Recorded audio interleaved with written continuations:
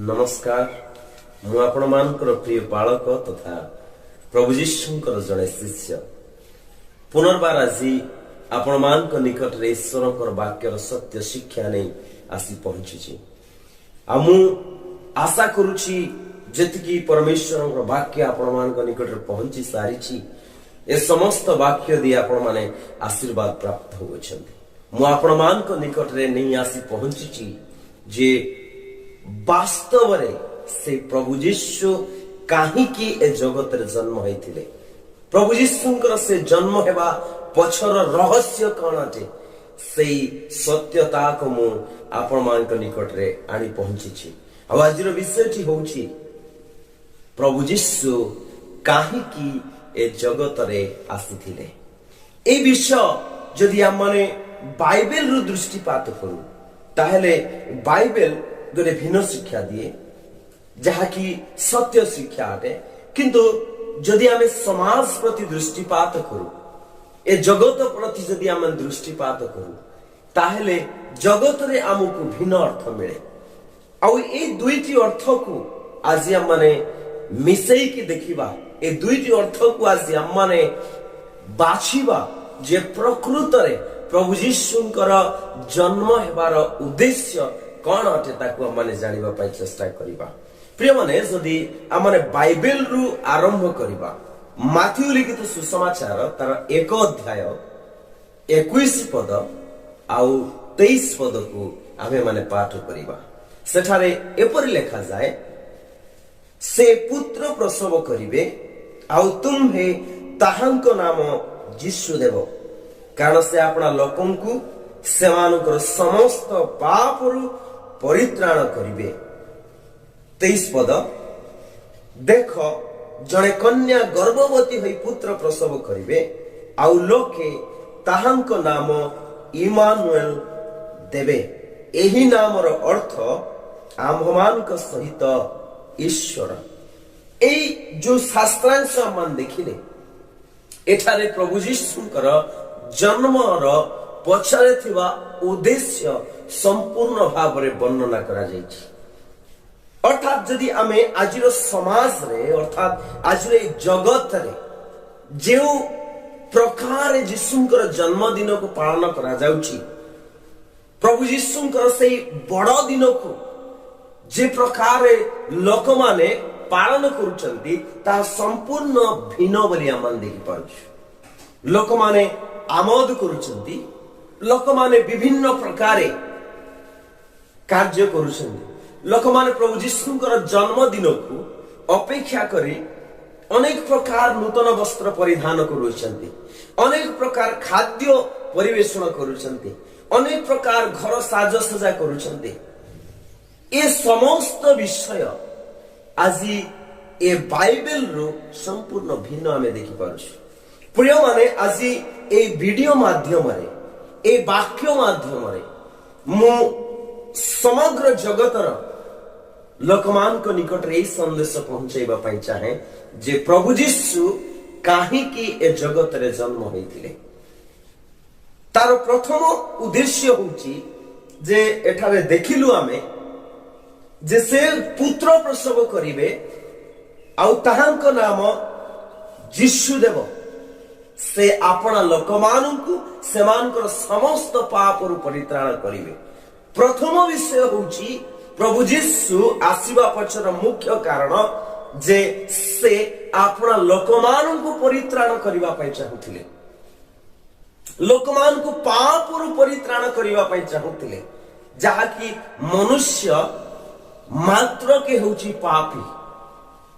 Bible रे लिखा जाए जे धार्मिक केही नहंती ना जणे सुधा नहीं ईश्वरंकर अन्वेषण जे करे एपरी जणे सुधा नहीं बोली बाइबल रे लिखा है अर्थात समस्त लोक पापी समस्त तो पाप करियछंती आ ईश्वरंकर गौरवर रहित होइयछंती बोली बाइबल रे लिखा जाए तबे आज समस्त मानव जाति निमंते ए पापर परित्राणर आवश्यक रही प्रिय माने यह जेकोसी संप्रदायर लोक हेउ यह जेकोसी जातिर लोक हेउ जदि आपण मनुष्य बा मानव समाज रे गणित होउचंती ताहेले आपण पापी अछंती आउ आपणकर पापर परित्राणर आवश्यक अछि। आउ ये पापर परित्राण केवल जनक पाखर अछि, से होउचंती प्रभु यीशु ख्रीष्ट। सेथि पाई वाक्य लिखा जाए प्रथम तिमोथी तार 1 अध्याय 15 पदरे पापी मानू को परित्राण करबा निमंते ख्रीष्ट यीशु जे जगत रे अवतीर्ण हेले, एही वाक्य विश्वास्य और सर्वत्र भावे ग्रहण योग्य बोली कहा जाए। तो प्रिय माने एची हमें क्लियर बुझी पारुछु, जदि आपण जने मनुष्य जदि आपण गोटे मातृगर्भर जात होई अछंती ताहेले आपण पापी अछंती आउ आपण को पापर क्षमार आवश्यक अछि। आपण पाप क्षमा बिना केबे मध्य धार्मिक गणित होई परिबे नाही। आपण पाप क्षमा बिना केबे से परमेश्वर निकट को जाई परिबे नाही। आपण पाप क्षमा बिना से परमेश्वर संतान बोली आपणार परिचय को देई परिबे नाही। आपण को प्रथमे से पाप क्षमार आवश्यक अछि। आउ से पाप क्षमा करिबा पाई प्रभु यीशु ए जगत को आसिले। आउ जो माने ताहंकर नाम रे विश्वास करंती, जो माने ताहंकु निज जीवन रे परित्राण कर्ता रूपे ग्रहण करंती, ताहले से माने परित्राण प्राप्त हेबे। आउ बाइबल लिखा जाए जो माने ताहंकु विश्वास करंती से माने अनंत जीवन पाइबे। आउ जो माने ताहंक नाम रे विश्वास करंती नहीं से माने जीवन पाइबे नहीं, जीवन देखिबे नहीं। अर्थात सेमानंक उपरे ईश्वरंकर क्रोध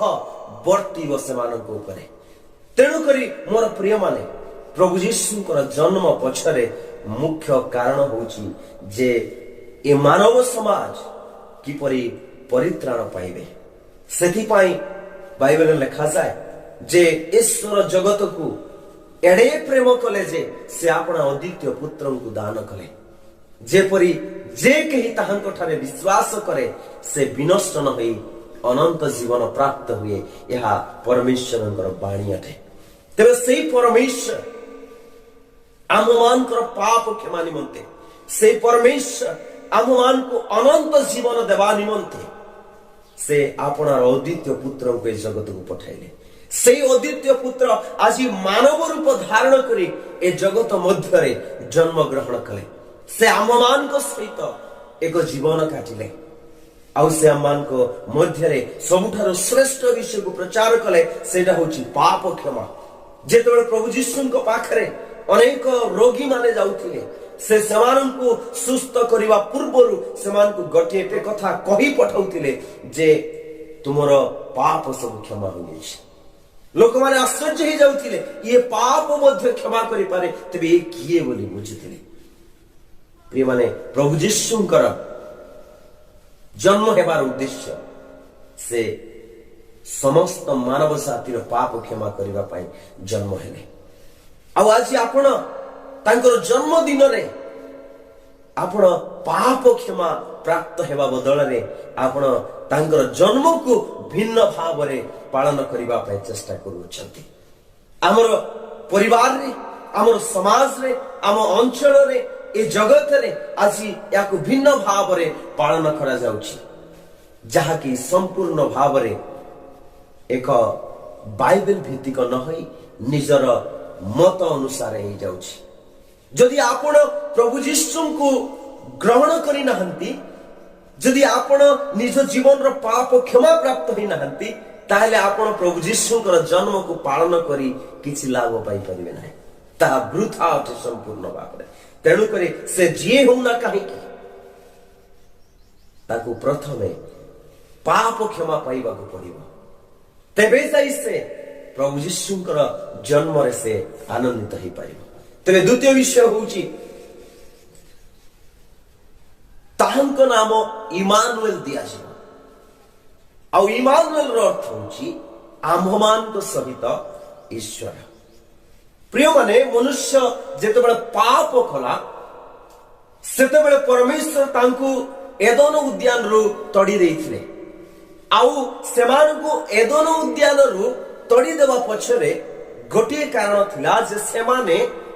हाथ बढाई जेपरी अमृत वृक्षर फल को भोजन न करती अर्थात सेमाने अनंत जीवन न पाती से परमेश्वर से एदन उद्यान तोड़ी देते को तोड़ी देला परे परमेश्वर एदन उद्यान को सुरक्षा देले से दिन ठारू परमेश्वर मानव मध्य गोटे फाट सृष्टि हो गला परमेश्वर चिरस्थायी निमंते मनुष्य सहित वास करि पारले नाही बा मनुष्य परमेश्वर सहित चिरस्थायी संपर्क से रही पारिला नाही फलत एमानक मध्य गोटे बृहत व्यवधान हो गला से दिन ठारू मनुष्य पापी बोली गणित है परमेश्वर मनुष्य ठारू सबुदिन चली गले संपर्क को पुनर्बार परमेश्वर मनुष्य मान सहित तैयारी करबा पाए से आपना एकमात्र पुत्र को ए जगत मध्य पठाइले से पुत्र आसी आज जगत रे गोटे संपर्क को तैयारी करे तांकर पिता को से ए जगत मध्य प्रकाश करे ता द्वारा परमेश्वर मानव समाज मध्य आसीबार गोटे सौभाग्य मान को मिलेगा से परमेश्वर आम मान को सहित रहिले से परमेश्वर ए जगतर लोकमान को सहित रहिले से परमेश्वर जगतर लोकमान को सहित बसवास कले परमेश्वर स्वर्गर समस्त सुख को परित्याग करी से आम्भ मान को परी गोटे मानव रूप को धारण कले प्रिय माने से आम्भ मान से अवस्था को बुझीवा पाई चेष्टा करे सेति पाई बाइबल लिखा जाए से आम्भ मान को परी समस्त परीक्षा रे परीक्षित हेले किंतु से कौनसी पाप कले नहीं अर्थात तांको मध्य रे मनुष्यर समस्त इच्छा थिला किंतु से मनुष्य परी पाप कले नहीं प्रिय माने यह होची परमेश्वर कार्य से परमेश्वर आममान को सहित बसवास करने को आसिले एथि पूर्वे कौनसी व्यक्ति परमेश्वर को देखि नथिले लोक माने कहीं केबे परमेश्वर को देखि नथिबारु से माने जहा को चाहिए से माने ताहा को पूजा करने को आरंभ कले फलत ए मनुष्य मान को निमंते परमेश्वर निजे आसले काले माने बुझी पारिबे सेथि पाई प्रभु जीशु जगत को आसिले जगत को आसीबा द्वारा तांकर आसीबा समय रे तीनोटी कार्य घटिछि प्रिय माने प्रथमटी होउची जे जगत रे शांति आसीला द्वितीयटी होउची लोकमान को मध्य गोटे आनंद आसिला तृतीय विषय होउची लोकमान को मध्य प्रेम आसिला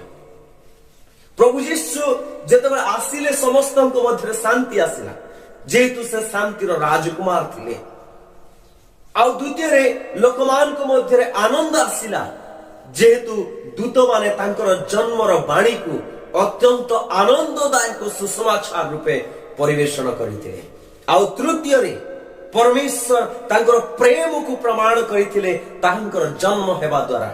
तेणु करी ए प्रेम मध्य आसिला परमेश्वर हमको सिखाइले जे से आममान को प्रथमे प्रेम कले से जदि हमको प्रेम करिसंती ताले आमे मध्य परस्पर को प्रेम करिवार आवश्यक अटे प्रिय माने ए जगत रे अनेक लोक अनेक प्रकार बंची अछंती गोटे गोटे लोक पाखरे अनेक संपत्ति अछि सबु किछि अछि सेमानक पाखरे किंतु सेमानक पाखरे शांति नहीं अछि सबु किछि अछि सेमानक पाखरे किंतु सेमानकर जीवन रे आनंद नहीं अछि लोकमान को मध्य सब किछि अछि किंतु सेमान को मध्य प्रेम नहीं अछि प्रेम माने प्रभु यीशु को बिना जड़े व्यक्ति केबे मध्य शांति रे रही परिबा नहीं जेतु से कहिसंती हे परिश्रांत भारग्रस्त लोक समस्ते तुमे माने मो निकट को आस मु तुम मान को विश्राम देवी विश्राम रो अन्य रूप ही शांति अटे प्रिय माने आनंद जदि आमान को जीवन रे प्रभु यीशु को आमे ग्रहण करूछु ताहले से पवित्र आत्मा आमानकर जीवन रे आनंदर पूर्णता को से बढ़ाइबे आमानकर जीवन आनंद रे पूर्ण हेबो प्रभु यीशु को ग्रहण करिवार सबुठार गोटे फल स्वरूप आनंद ही उठी थाए आमानकर जीवन रे आनंद ही पूर्णता आनी थाए आमानकर जीवन रे तृतीय विषय होछि आमे क्षमा पाइथिबारु आम मध्य से प्रेम बांटी अछंती आमको परस्पर को से प्रकार प्रेम करने से शिक्षा दिए जेहेतु बाइबल रो सर्वश्रेष्ठ आज्ञा होची प्रभु यीशु सिखाइले तुम्हें अपना परमेश्वर को समस्त अंतकरण समस्त मन समस्त प्राण और समस्त शक्ति दे प्रेम कर एटा होची प्रथम आज्ञा आ द्वितीय आज्ञा होची तुम्हें अपना प्रतिवासी को आत्मतुल्य प्रेम कर तबे प्रेम ए तीनोटी विषय प्रभु यीशु आमान को सहित थिबा समय आमान को मध्य से बांटी अछंती तबे आमे आज एतिकी मने रखिबा बड़ दिन रे आमे अनेक प्रकार सुंदर अनेक प्रकार वस्त्र रे आमने आपना आपना को वस्त्रान्वित करबा को जाउछे अनेक प्रकार सुस्वाद्य खाद्य रे आमने निज को शामिल करबा पय जाउछे किंतु प्रभु यीशुंकर से जन्म आम जीवन रे शांति देइछि ना नहीं आमे थरे पचारिबा प्रभु यीशुंकर से जन्म आम जीवन रे आनंद आनी देइछि ना नहीं आमे थरे निजको पचारिबा प्रभु यीशुंकर से जन्म आम जीवन रे प्रेम भरी देइछि ना नहीं आम माने टिके निजको पचारिबा आ सबुठारु बड़ विषय होउछि प्रभु यीशु जन्म होई कि मो जीवन रे परित्राण आनी देइ अछंति ना नहीं ताहा माने निजको पचारिबा जेहेतु तांकर जन्मर मुख्य विषय होउछि से पापी मान को परित्राण करबा पय आसीथिले जगत रे आम समस्ते पापी अछु आज अनेक लोक यीशु को बिना बंचुछंती अनेक लोक आज परित्राण बिना बंचुछंती ता पछरे केवल दुईटी कारण अछि प्रथम कारणटी होउची लोके हुए तो सेवा निजको पापी बोली ग्रहण करंती नाही आ द्वितीयटी होउची पाप को से माने प्रेम करंती जे माने निजको पापी बोली ग्रहण करंती नाही जे माने पाप को प्रेम करंती ए माने केबे मध्य परित्राण पाई परिबे नाही जेहेतु जे निजको पापी बोली स्वीकार करे से ही परित्राण पाए जे पाप को परित्याग करे से ही परित्राण पाए प्रिय माने यह होची प्रभु यीशुंकर जन्मर मुख्य उद्देश्य आसु आमे ए प्रभु यीशुंकर जन्म को आज भलरे बुझु जो माने आज यीशुंक बिना बंचु अछंती सेमानक निकट को जाओ परित्राणर वार्ता सेमानक देउ अत्यंत आनंददायक सुसमाचार सेमानक देउ शांतिर सुसमाचार माने सेमानक देउ प्रेमर वार्ता आमे सेमानक देउ आ जदि पाप रे बंचु छंती ताले सेमानक निमंते आमे परित्राण साधन कर यह होची प्रभु यीशुंकर जन्मर विशेष उद्देश्य प्रभु हम समस्त को ए सत्य प्रकाशन दे बहुल भाव आशीर्वाद करंतु आमेन।